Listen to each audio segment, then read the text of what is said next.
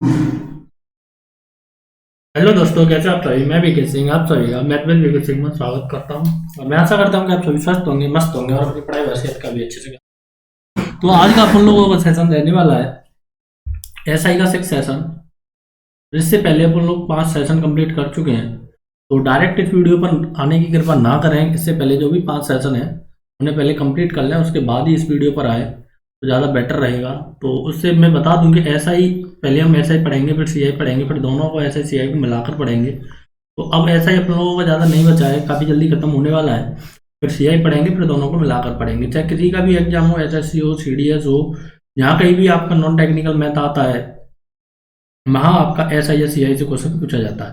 तो बिना किसी देरी के हम एसआई की पहली स्लाइड लेते हैं और इसमें मैं कुछ आपको बेसिक समझाने की कोशिश करता हूँ। और बेसिक ये है कि एसआई बराबर क्या होता है। आपका एसआई बराबर होता है P into R into T upon 100।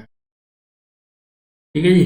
तो एस आई का ये फॉर्मूला कैसे आया, इसके लिए सारा का सारा अपन लोग पहले बता ही चुके हैं। तो एस आई मल्टीप्लाई 100 बराबर होता है P into R into T.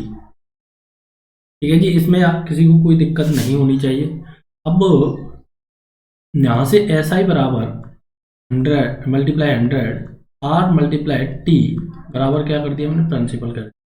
जब मैं एस आई को टाइम को कांस्टेंट कर दूं तो प्रिंसिपल 1 अपॉन इनवर्सली प्रोपोर्शनल हो जाता है किसके, रेट के। कि अगर आप प्रिंसिपल ज़्यादा जमा करेंगे तो रेट कम होगी, रेट ज़्यादा है तो प्रिंसिपल कम होगा।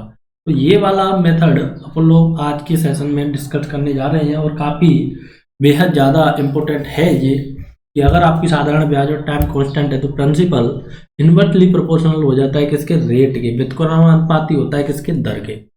तो देखेंगे पहला सवाल। पहले मैं इसको बेसिक से बनाने की कोशिश करूंगा, उसके बाद मैं इसे डायरेक्ट करने की कोशिश करूंगा, वो भी डायरेक्ट होगा बेसिक से ही। एक व्यक्ति 5% साधारण ब्याज की दर से दर 5 से घटकर क्या हो जाती है, 4 हो जाती है। तो एक व्यक्ति 4,000 रुपये की राशि निवेश कर देता है। तो 2 साल बाद दोनों ही स्थिति में साधारण ब्याज बराबर है, तो आरंभिक निवेश की राशि क्या है। ठीक है जी। तो देखो, आरंभिक निवेश मैंने माना एक्स था, 5% रेट थी, 2 साल के लिए था, अपॉन 100। ये क्या हो गया, एस आई 1 हो गया। एस आई 1 बराबर एस आई 2 उसने क्वेश्चन में दिया है, बोला हुआ है। तो देखो, एस आई 2 में प्रिंसिपल कितना हो गया, एक्स से बढ़कर 4,000 रुपये की राशि उसने निवेश और कर दी, तो एक्स प्लस 400 हो गया। रेट क्या थी, 2 टाइम 2 वर्ष, 100 से तो 100 गया, 2 से 2 गया, 5x बराबर 4x प्लस का 16। यहाँ से x की वैल्यू क्या आ गई आपकी, 16,000। तो आरंभिक निवेश की राशि क्या आ गई उसकी, 16,000 आ गई। यही उसका इनिशियली निवेश था कि 16,000। लेकिन आपको पेपर में कभी भी ऐसे नहीं करना है। पेपर में कैसे करेंगे वो आपको इधर देखना। देखो, रेट क्या हुआ आपका, 5 से घटकर क्या हो गया, 4 हो गया। तो आपको पता है कि प्रिंसिपल इनवर्सली प्रोपोर्शनल होता है रेट के। तो रेट घट गया, 5 से 4 हो गया, तो प्रिंसिपल बड़ा होगा, जब भी एस आई बराबर हुआ होगा। तो प्रिंसिपल 4 से कितना होगा, 5 हुआ होगा। क्योंकि जब आप ज़्यादा पैसे जमा करेंगे, रेट कम है, या फिर जब कम पैसे रेट ज़्यादा है, जब भी आपको सॉरी एस आई बराबर प्राप्त होगा, नहीं एस आई बराबर प्राप्त नहीं होगा। तो यहाँ एक कितने निवेश किया, 1%। वो कितना बोल रहा है कि उसने कितने रुपए की राशि निवेश की, 4,000। तो आरंभिक कितनी है हमारी, 4 है, तो 4 की वैल्यू चाहिए मेरे को। तो 4 चौका 16। पेपर में आप ऐसे पढ़ाना है आपको, सवाल ऐसे नहीं करना है। लेकिन ये भी तरीका आपको आना चाहिए, क्योंकि पेपर में दोनों ही तरीके आना अच्छी बात होती है। अब देखो, इस सवाल को आपको देखते ही उड़ाना है। साधारण ब्याज का दर 5% वार्षिक से घटकर बढ़कर 8 हो जाता है। 5 से बढ़कर कितना हो गया, 8 हो गया। तो 8 नीच के आपको लिख देना है कि ये रेट है, तो प्रिंसिपल क्या होगा, 8 से 5 हो गया। एक व्यक्ति जिसने अपने निवेश में 24,000 रुपये निकाल लेता है, तो 4 साल बाद दोनों ही स्थिति में ऐसा ही कैसा है आपका, ब्याज प्राप्त हुआ, बराबर प्राप्त हुआ। तो आरंभिक निवेश क्या था, तो कितना निकाला, जहाँ से निकाला 3%। वो कितना बोल रहा है, वो बोल रहा है 24,000। एक की वैल्यू क्या आ गई, 8,000। सॉरी, एक सेकंड, ये कुछ गड़बड़ कर रहा है। एक सेकंड, एक सेकंड। हेलो हेलो, पता नहीं ये क्या ही प्रॉब्लम दे जाता है, बीच में पेन चलना बंद हो जाता है। किसी को कोई सॉल्यूशन पता हो तो हमें बता सकते हैं। यदि साधारण ब्याज का दर 5 से बढ़कर क्या हो जाता है, 8 हो जाता है, तो रेट 5 से क्या हो गया, 8 हो गया। तो आपको पता है कि प्रिंसिपल क्या होगा, 8 से 5 हुआ होगा। तो ये कितना बोल रहा है, 3%। वो कितना बोल रहा है, 24,000 रुपये निकाल लेता है। एक की वैल्यू क्या आ गई, 8,000। तो उसने पूछा है कि आरंभिक निवेश क्या है। तो आरंभिक निवेश क्या है अपन लोगों का, 8 है। तो क्या होगा, 8 की वैल्यू क्या होगी, 64,000।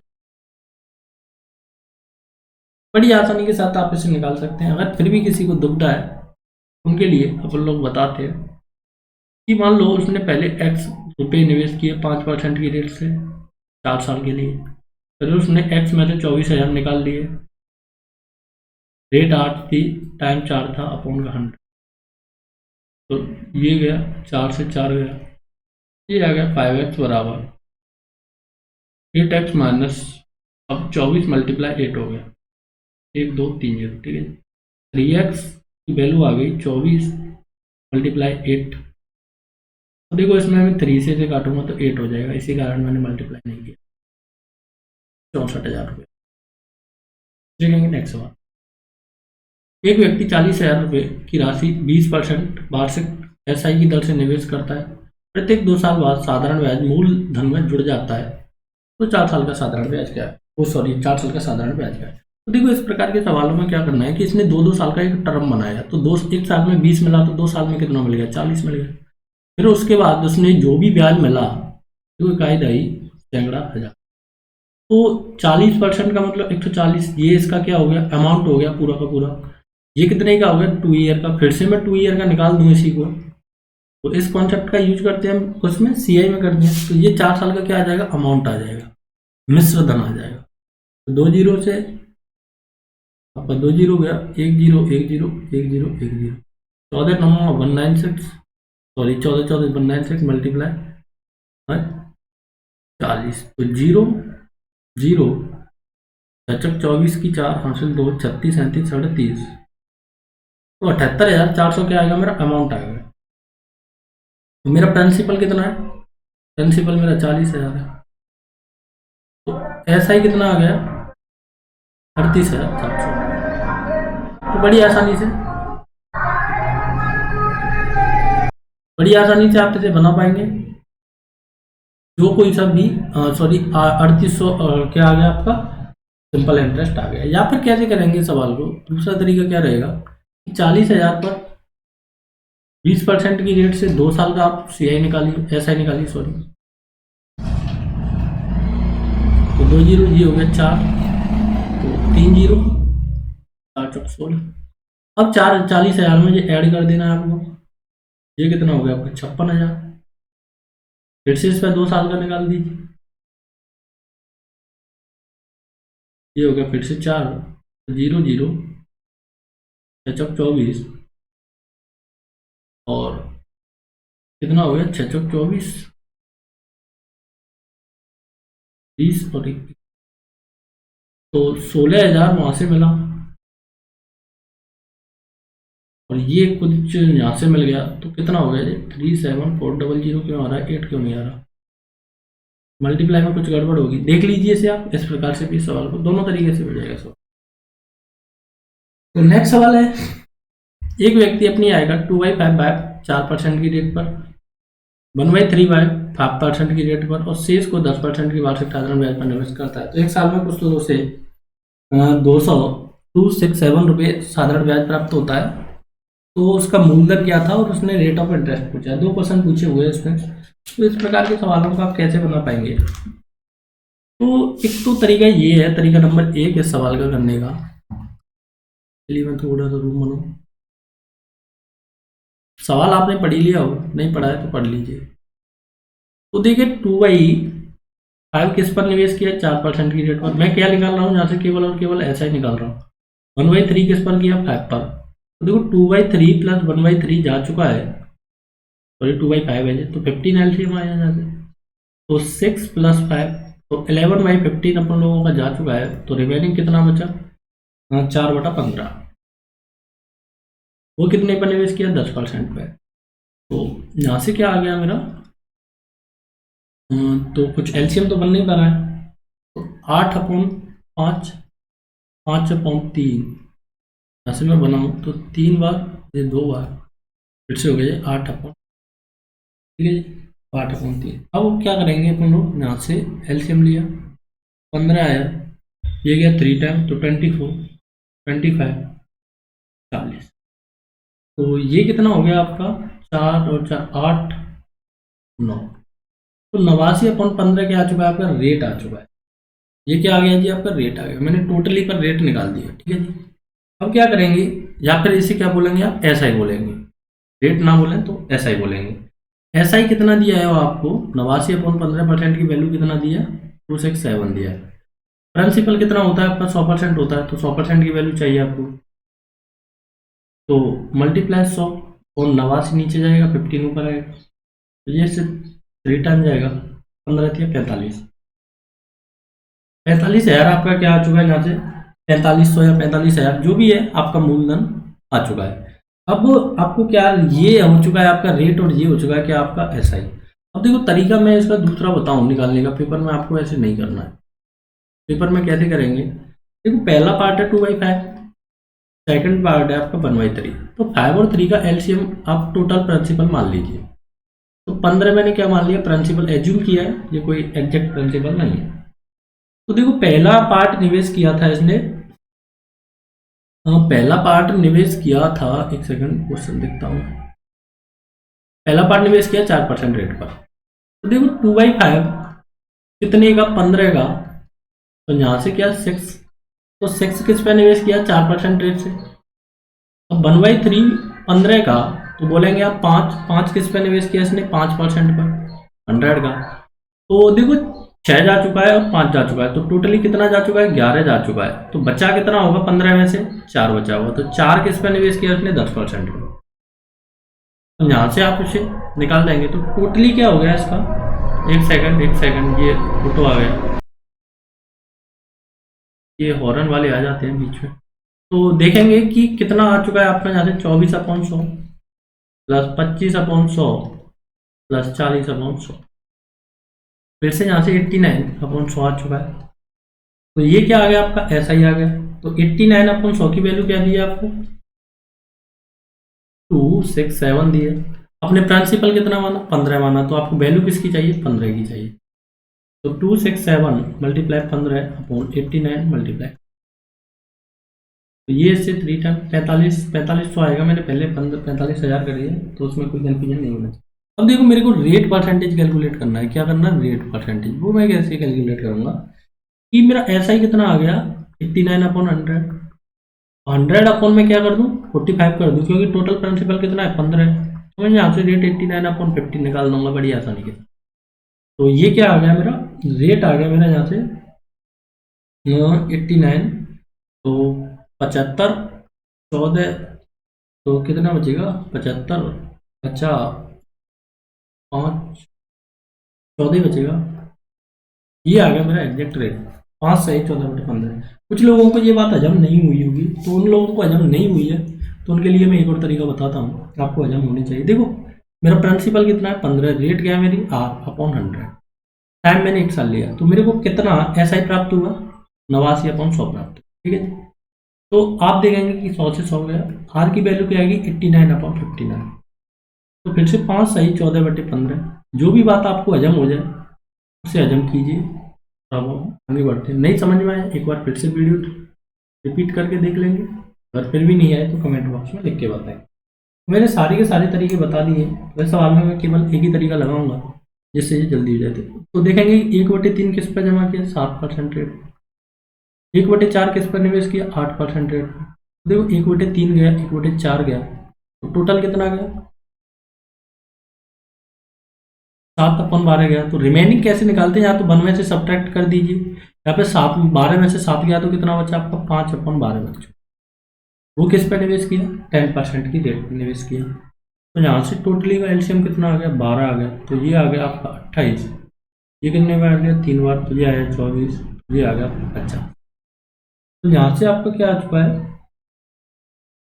अरे यार सिट, यहाँ से आपका आ चुका है। देखो ये पेन काम नहीं कर रहा है, ऐसे काम करना ये बंद कर जाता है। अब ये मेरे को स्टॉप ही करना पड़ेगा। हेलो, इसकी पता नहीं क्यों ये इंकिंग बंद हो जाती है, ये बार बार प्रॉब्लम कर जाता है कभी कभी। तो देखेंगे कि 1/3 किस पर जमा किया, 7 पर, 1/4 किस पर जमा किया, 8 पर। तो प्लस जो आया 5/12 आया वो किस पर जमा किया, इसने 10 पर जमा किया। तो यहाँ से अपन लोग एलसीएम ले लेंगे बड़ी आसानी के साथ। 12 एलसीएम आया, ये 4 बार गया, यहाँ से 28 आई, ये 3 बार गया तो 8 दिया 24 होता है, 50 होता है। 8 और 4 12, और ये हो गया 5 6 7 8 9 10, 102 अपन 12। तो यहाँ से आप क्या निकाल देंगे, या तो रेट निकालना चाहें तो आप यहाँ से बड़ी आसानी के साथ 12 8 96, कितना बच गया 12 8 96, तो 6 अपन 12 बचा 1/2, 8.5% की रेट आ गई। तो और दिया क्या है इसने कि उसे साधारण ब्याज कितना प्राप्त हुआ, 102/12 की वैल्यू दी आपको 561, और आपसे पूछा क्या है 100% की वैल्यू पूछे, प्रिंसिपल पूछा है। 561 मल्टीप्लाई 100 अपॉन 102 मल्टीप्लाई 12, ठीक है जी। तो यहाँ से आप इसे कट देंगे तो ये एग्जैक्ट जा रहा है क्या, ये सब मेरे को दिख रहा है क्या जा रहा है। तो मैं इसे इससे कटूँ, 17 से कटने की कोशिश करूँगा।